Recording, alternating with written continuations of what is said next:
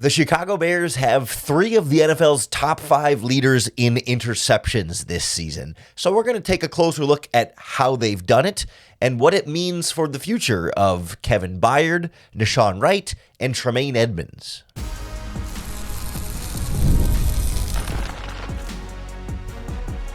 You are Locked On Bears, your daily Chicago Bears podcast. Part of the Locked On Podcast Network, your team every day. This is Locked On Bears, and I'm your host, Lauren Cox. I'm here to bring you your daily, in-depth Chicago Bears news and analysis. You can follow me on Twitter at CoxSports1, and you can follow the podcast at Locked On Bears on TikTok, Instagram, Facebook, Twitter, and the Locked On Bears YouTube channel, where you can keep up with all of our video podcasts as well. Thanks for making Locked On Bears your first listen today. We're part of the Locked On Podcast Network, now the #1 sports podcast network. Today's episode is brought to you by FanDuel Sportsbook. If you want to be right in the middle of the action this season, visit FanDuel.com and place your live NFL bets all season long. On the show today, I want to dig a little deeper on Kevin Byard's league-leading 6 interceptions, Nahshon Wright's 5 interceptions, and Tremaine Edmunds' 4 interceptions, and maybe more broadly, the level of play the Bears are getting from each of those players, because it's been a very real resurgence from Kevin Byard, and I want to try and pin down what's different this year compared to, say, last year in the Bears defense. Nahshon Wright obviously making a name for himself at cornerback, but I think sometimes we may put a little too much value in the interceptions and overlook some of the other shortcomings he may have as a cornerback. And I think the same thing is true for Tremaine Edmunds this season, albeit in some slightly different ways. But I do believe what we're seeing from Kevin Byard is a bit of a real resurgence, right? It's not just like interception luck, where the quarterback happens to throw the ball right into his hands and he catches it because it was just a horrible decision, horrible throw by the quarterback. That's just easy stuff coming right to Kevin Byard. That has absolutely not been the case for him this season. He is earning those interceptions. There's, some are more difficult to make and require more impressive skills than others, but certainly he's not just lucking into 6 interceptions over the course of the season. It has been the types of tools he showed throughout his career, but we wondered, after struggling a little bit in Philadelphia and then being, not bad, but not great for the Bears last season, whether or not he had lost a step and maybe was on the decline in his career. But the player we've seen out there this season feels like a bit of a new man at age 32 he turned this season. Because you look at some of the interceptions he's made this year, even the most recent one against the Philadelphia Eagles is such an impressive play where he starts from the middle of the field. It's kind of like a deep middle of the field coverage, and once Jalen Hurts rolls out of the pocket to the right, Kevin Byard makes a beeline for that right sideline, and it's in his sights the whole time. He takes the absolute perfect angle to where the receivers are going to be, and more importantly, where the ball is going to be from Jalen Hurts. And that to me is such a perfect combination of both the physical tools of range and ball skills, being able to track the ball in the air and have the speed to be able to get to where the ball and the receivers are going to go, but then also, the mental side of the instincts of knowing where to attack and the tape study of knowing, okay, when Hurts gets flushed out this way, he tends to look here, or when they get into the scramble drill situations, this is where he thinks Hurts is going to go, and he gets to the ball, he knows where the ball is going to be before Jalen Hurts lets go of it, and before Jalen Hurts even attempts that pass. That's such a combination of smarts, but then also physical tools. Saw the same thing against the Saints. There was an interception where I think it was Tyler Shuck or Spencer Rattler. I can't remember who started that game for the Saints, but the Saints quarterback, flushed out of the pocket to the left and floats one down the left sideline, and Byard comes the same spot, middle of the field, all the way to the sideline for an overthrown ball that he just runs all the way to and then gets under and makes the catch right at the sideline. Instincts, tape study, range, ball skills, all the really impressive stuff at the safety position that shows no signs right now of slowing down. Then you've got the interceptions, he hit the 2 he had against the Raiders and the one he had against the Vikings, where he just reads the quarterback's eyes, working more like in underneath coverage and maybe baits the quarterback into a throw, but then absolutely, steps in front and makes that play where, either whether it's a receiver working vertically or a receiver, a lot of them tend to be more like on crossing routes. Against the Vikings, I think it was Justin Jefferson. This was the second Vikings game, working across the middle of the field on a crossing route, and J.J. McCarthy's trying to put the ball out in front, but Byard's in underneath coverage, and he just doesn't see him, and Byard steps in front of the play and just makes a big interception and takes a return down the right side of that. And yes, McCarthy had to throw an interceptable ball, but Byard had to read it the whole way, see it, and almost like you don't want to cut off the quarterback from even attempting to throw. Like, you want to bait him into it and then step in front of it and make the turnover. Same thing happened twice against the Raiders, where he just came down and stepped in front of Geno Smith throws that Smith thought was open when he let go of the ball, but clearly wasn't by the time the pass got there. And then his sixth interception was against the Cowboys. He had one late in that game when backup Joe Milton tried to throw a vertical ball to Turpin in the end zone, and Turpin didn't really fight very hard to the inside to get it. Kind of came right to Byard. That was maybe his easiest interception this season, but it's clearly better play from Byard, not just lucky interception play. You can see it in some of his coverage stats.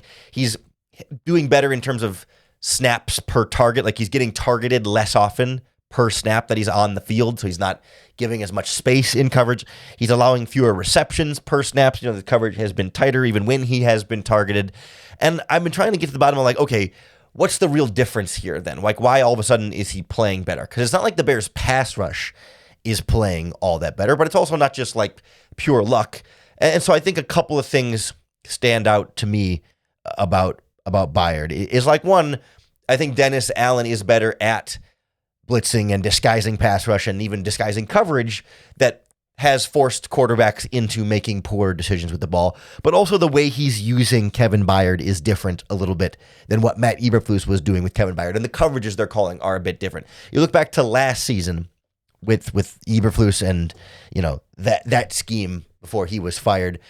Kevin Byard was lining up at a free safety position just over 50% of his snaps. He was almost equally split between free safety and then coming down in the box and being a strong safety or in the slot, playing underneath versus deep was about a 50-50 split.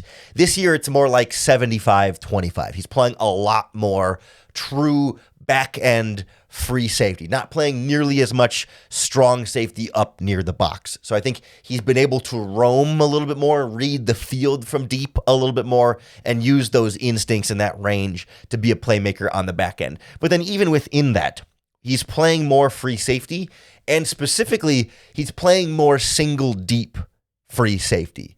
Cover 3 and cover 1, where he's the only safety in the middle of the field. And whether it's man or zone, he's got kind of full command of things. Whereas last year under Matt Eberflus, they still ran a lot more of 2 deep coverages, where, he and Brisker, or I guess it wasn't even a ton of Brisker, but he and Elijah Hicks, or he and the other safety, were both deep. So you have a deep half of the field instead of sitting in the deep middle of the field. And so I think for him, he has been better in that deep middle, being able to read and react from center field, as opposed to being able to play left field and not being able to try and go get fly balls that are over on the right side of the field, right? So I think all of those things have contributed to Byard having this kind of season. And then I think there's probably some aspect of luck, that just right place, right time, right quarterback, right opportunity. But I really think he is playing some better football. It makes for a tricky situation with him entering free agency this offseason because he's 32. So you're not going to lock him up to a long-term deal. But he's playing well enough that you'd like to have him back for another year or two. But then what's the financial number on that? The Bears aren't going to be flush with cap space. So interesting decision still to come on Kevin Byard this offseason. Also an interesting decision coming on Nahshon Wright, who's getting all these interceptions on a one-year deal. But I'm not so sold that the Bears really got to make sure they bring him back. I think the interceptions are overinflating our perception of Nahshon Wright, who's still having a good season, but maybe we shouldn't, go over the top in our praise for Wright. So we'll look at his interceptions and where there's a lot of boom or bust to his game right now. Next on Locked On Bears. This episode of Locked On Bears is brought to you by Aura Frames. The holidays are officially here, which means gift hunting season is on. And if you want something meaningful, personal, and guaranteed to get a reaction, Aura Frames is the gift that delivers every time. It's not just something you wrap. It's a way to share memories, because Aura isn't your average picture frame. You can preload the frame with photos before you gift it, so that when they plug it in, the memories are already there. They don't have to download an app and figure anything out, set up with any headaches, just instant smiles. It's perfect for grandparents or an uncle like me who's got a little niece at my brother's house who grows up more and more every single day, and every time I see a new picture, she looks like she's growing up way too fast. And with the photos you can constantly upload and change out, you're seeing that growth live and in real time. For a limited time, save on this perfect gift by visiting auraframes.com to get $35 off Aura's best-selling Carver Mat frames, named #1 by Wirecutter. Just use our promo code LOCKEDON at checkout. That's AURA. auraframes.com, promo code locked on. This deal is exclusive to our listeners, and frames sell out fast. So order yours now to get it in time for the holidays. Show your support for the show by mentioning us at checkout. Terms and conditions apply. So Kevin Byard has a real resurgence to his 2025 season. And obviously, Nahshon Wright does too, right? Going from someone who was a third-round draft bust in Dallas to being a starter in Chicago and leading all cornerbacks, tied for first place with all cornerbacks with 5 interceptions, is absolutely a resurgence from Nahshon Wright. A career best year, a player who is playing so much better than any of us expected, than maybe even the Chicago Bears expected, and someone who's definitely playing himself into a bigger role and bigger contract in 2026. But I also want to be careful that we don't conflate him having 5 interceptions and being one of the NFL's leaders in interceptions to also then being one of the NFL's best cornerbacks, right? Like, I don't know that anybody's quite going that far, but I just think we love interceptions for good reason, but we shouldn't put too much stock. We should put stock in interceptions, but we shouldn't put all of our stock in interceptions. And I think I think Nahshon Wright is a good case study for this. And I think it's particularly interesting compared to like the Dallas Cowboys cornerbacks that Al Harris worked with in the past. When I think about Trayvon Diggs being a similar type of cornerback where the interception numbers got really, really high, but so did some of the other more like negative coverage numbers. And in some ways, Deron Bland had some similar moments in Dallas. Like Al Harris has a way of taking these sort of like boom or bust cornerbacks and squeezing the absolute most out of them, but it doesn't instantly make them like mistake-free coverage players. It just means they get a lot of turnovers and big plays to make up for the mistakes that they do make. And there's a lot of risk in that style of cornerback that I'm not necessarily eager to hitch my wagon to, but definitely has a place as a starting caliber player in the NFL. It becomes a question of like value, right? How much money and how much do you guarantee and how long of a contract, right? Like that becomes the question. It's not, is Nahshon Wright a good enough player to be a starting cornerback in the NFL? I think we're seeing he can hang. It's a matter of like, okay, well then what's that worth? And that's going to be a separate conversation for the offseason, because like, I don't want to take away the impressive interceptions Nahshon Wright has had.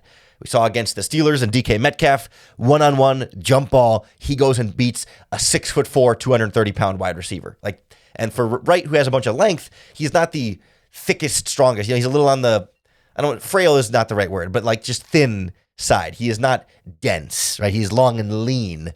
And so to be able to box out DK Metcalf and make that interception is hugely impressive. There are not a ton of cornerbacks in the NFL that can make that play. Or against the Vikings, similar kind of thing. Jump ball down the left sideline. This one's, by the end zone, I think.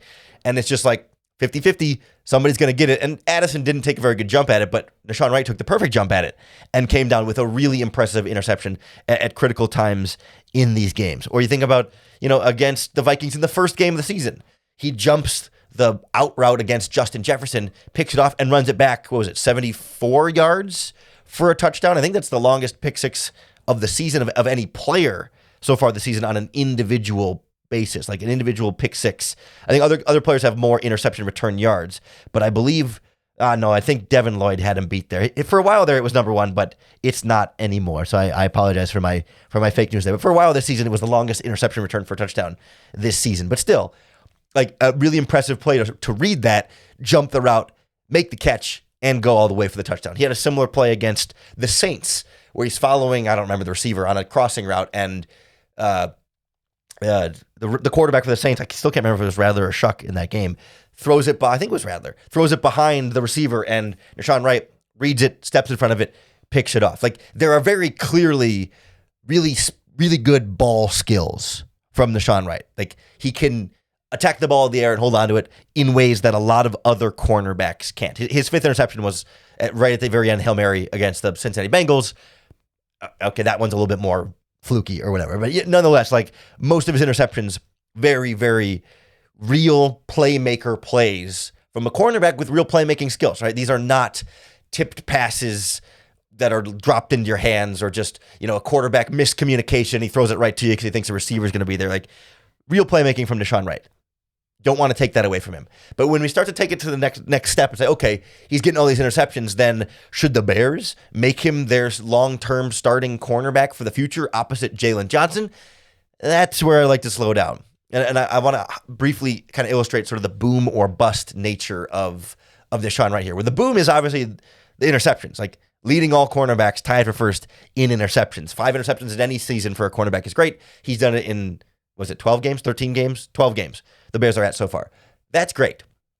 However, you'll notice Nahshon Wright also, for example, has allowed 7 touchdowns in coverage this season. That's also the most among cornerbacks this year. Like, he gets all the picks.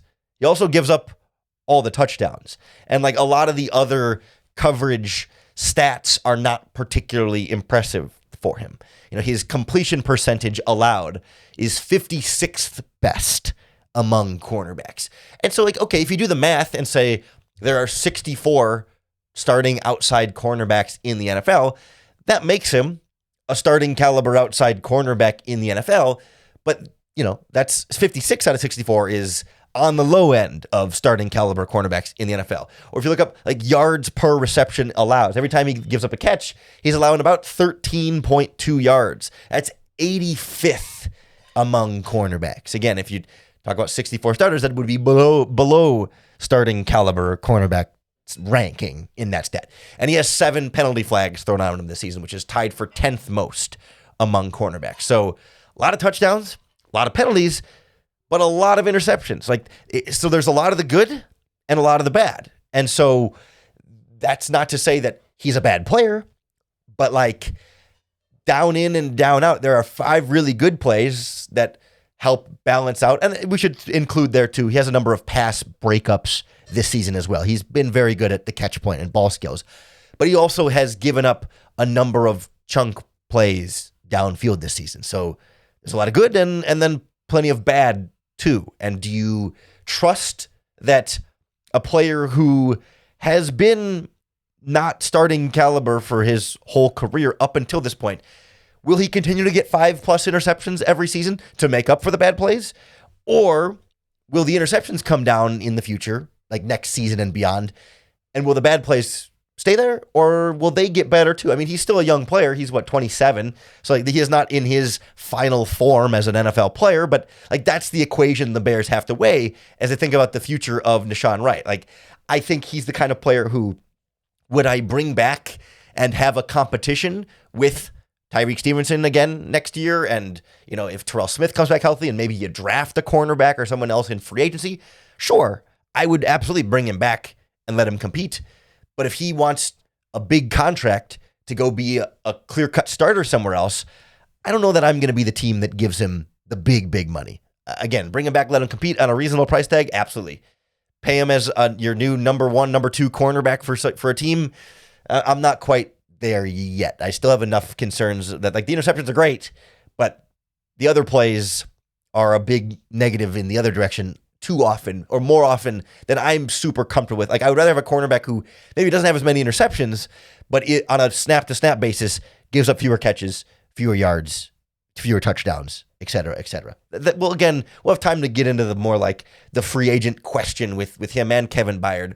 Once we get to the offseason, we still have more football this season to break down. But I also want to break down the other Chicago Bears interception leader, Tremaine Edmunds, who's on injured reserve right now, so we haven't noticed him as much the last couple of games when he's been gone. But 4 interceptions, seemingly a kind of a bounce back for him, who's been a disappointment this season. But I'm still left a little bit disappointed. But we'll break down what he's done really well on the interceptions and then where maybe there is still more to be desired next on Locked On Bears. This episode of Locked On Bears is brought to you by FanDuel Sportsbook. NFL Sundays move fast. One big play and suddenly everything feels different. And that's what makes live betting with FanDuel so exciting, because now you're not just watching the game, you're reacting to it in real time. With FanDuel, you can place bets as the action unfolds. Every drive, every momentum swing, every highlight moment. The live betting is best when the game starts to shift, when there's that big turnover by Kevin Byard or Nahshon Wright, and all of a sudden the momentum flips or the defense tightens up and FanDuel lets you jump right into that moment. Right now, the Bears are 6.5-point underdogs on the road against the Green Bay Packers this weekend. So you can get on that action, or as the line moves throughout the game, you can keep up with it as the spreads and money lines adjust instantly. So if you want to be right in the middle of the action this season, visit FanDuel.com and place your live NFL bets all season long.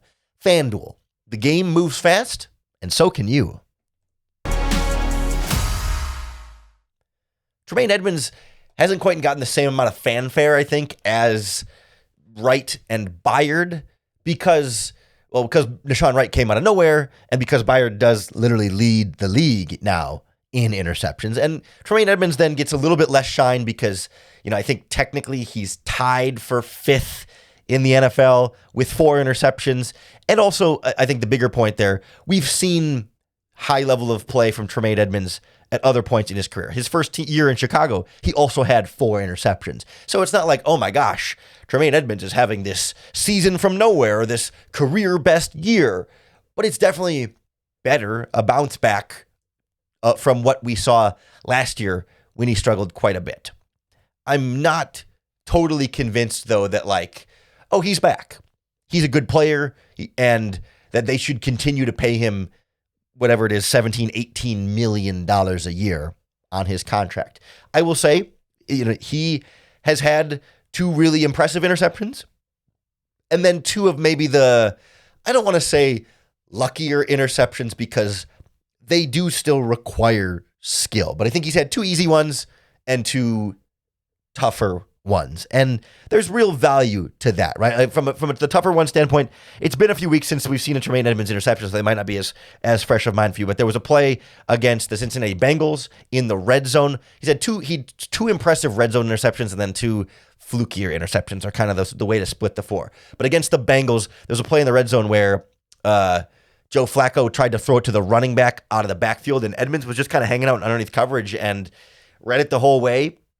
Didn't have to go super far for it, but just had good instincts, reacted quickly. It was a short, quick pass, and he steps in front of the running back and makes the nice interception to keep the Bengals from getting points on the board in that drive. And those are the kind of things we talked about with Byard, right? Instincts. I guess it's not so much range because it wasn't a lot of distance, but reaction time, acceleration, athletic tools, and then, hands and being able to, it's probably some tape study to hey, watch the running back, watch the quick throw to the running back and know to react that quickly when they throw the quick throw to the running back. And then there was an interception he had against the Cowboys where it was a crossing route in the end zone that Dak underthrew a little bit and Edmunds stepped in front of and got underneath and made the interception. Again, taking points off of the board, potential 7-point or minimum 3-point swings for the Bears in both those interceptions were big plays in big moments that required big skill. The other 2 interceptions were against the Saints. TJ Edwards tipped a pass, and then Edmunds just got under it and caught it. Again, you got to be right place, right time and actually catch it, but not necessarily a great coverage instincts to be there. And then same thing happened against the Cowboys where Dak Prescott threw a curl route to George Pickens. It hit Pickens in the hands, goes through the hands, pops up into the air, and then Edmunds, if I remember correctly, he did have to kind of dive to get under it. And that's impressive, and it does require skill to make a diving catch, but it's not so much like coverage skills. It's more like catching skills, which is still a skill, but not like, wow, what great instincts, range, tape study, these kind of like transferable skills, not so much for those other two interceptions. Like, and great to see Tremaine Edmunds making those plays. But like Nahshon Wright, you've got the great interceptions that outweigh some other negatives we're seeing from Tremaine Edmunds a little bit too consistently. And like, I'm much more willing to put up with negatives from Nahshon Wright, who's on a 1-year, nearly veteran minimum contract, who wasn't even supposed to be in the starting lineup. And I am much less willing to put up with pass coverage negatives from the third highest paid linebacker in the NFL. Because if you look at some of the same metrics for Tremaine Edmunds, right? Of course, second in among all linebackers in interceptions and tied for 5th in the league in interceptions. But like, his completion percentage allowed ranks 16th. Not horrible. Definitely, starting, above starting caliber. Like, that's not bad. I'm not here to crap on his completion percentage too bad there, but 16th is not top 5 like he's being paid. Like, the standard is a little higher for Tremaine Edmunds. It should be than Nahshon Wright right now based on salary. And then like some of the other metrics, like yards per reception, he's giving up 9 yards per catch. That's 34th among linebackers, right? Like, not even among the top linebacker in every team. Every team has 32, number one linebackers. He's not even in that category. And if you have 64 linebackers, right? Okay, he's kind of in the middle of the pack then in terms of 2 linebackers and dime coverage. But then like, he's giving up targets and receptions more often than a lot of other linebackers. He gives up a target every 6.1 snaps, which ranks 70th among linebackers. That means 69 other linebackers are being targeted less often. Their quarterbacks aren't targeting them as much as they're targeting Tremaine Edmunds. And he ranks 59th in reception catches allowed per snap. He's allowing a catch every 8.3 snaps. That's 58th among linebackers, which means 58 other linebackers are allowing catches less often, right? So those are not good enough numbers for a player as highly paid as Tremaine Edmunds. And that's kind of the big difference in the conversation here. Like, it would be different if he wasn't. His cap hit this year is $17.4 million. His cap hit next year will be $17.4 million. If his cap hit was $7 million, I think you can live with these numbers because you got the interceptions and some of the big plays and the big moments. But like, his average salary per year is, I confirmed, the 3rd highest among linebackers. I need better numbers than these. And now it's been like 3 seasons in Chicago, not quite being fully that like top 5 linebacker that he's getting paid to be. And so even though the interceptions are higher, and that is improvement from last year for sure, I still haven't seen like enough improvement from Tremaine Edmunds to definitively say, bring him back next year at $17 million. Like, he's still got, we'll see how many games he plays after he comes off of injured reserve, presumably when he comes off injured reserve. I guess we don't know the full extent of that injury. He could come back, play well, and then, in the playoffs, make some big plays. There's still time to justify, like, yeah, he can play well enough to bring back next year and not make a salary cap casualty. But like, say hypothetically his season is done with this injury and he doesn't play at all again, and this is all we've gotten him this season for the $17 million the Bears have put into him. Like, they could cut him in the offseason and save $15 million. I feel like that would still be my personal choice, just to get a lot more bang for your buck. Like, you're getting just as good, if not better, play from TJ Edwards for a lot less money. There are a lot of other linebackers making less than Tremaine Edmunds, playing better than Tremaine Edmunds. So that's going to be an interesting decision to make in the offseason, and I hope the Bears don't overvalue the interceptions, which have real value, but the bar is high for Tremaine Edmunds, and I don't think he's quite reached that bar just yet. But we'll keep tabs on the continued turnovers and playmaking of Kevin Byard, Nahshon Wright, and Tremaine Edmunds all season long right here on the Locked On Bears podcast. So make sure you hit the subscribe button on YouTube or wherever you listen to podcasts, because that's going to be the best way to keep up with all of our daily, in-depth Chicago Bears news and analysis. Thanks for making Locked On Bears your first listen today. We're part of the Locked On Podcast Network, your team every day. And if you're looking for a second listen today, be sure to check out the Locked On NFL podcast for a double dose of football talk, because Tyler Rowland hosts it in the morning, and then a second episode comes out in the afternoon with Tony Wiggins, breaking down all the biggest stories around the NFL. So find Locked On NFL on YouTube or wherever you listen to podcasts. Coming back tomorrow to Locked On Bears. Make us your first listen once again.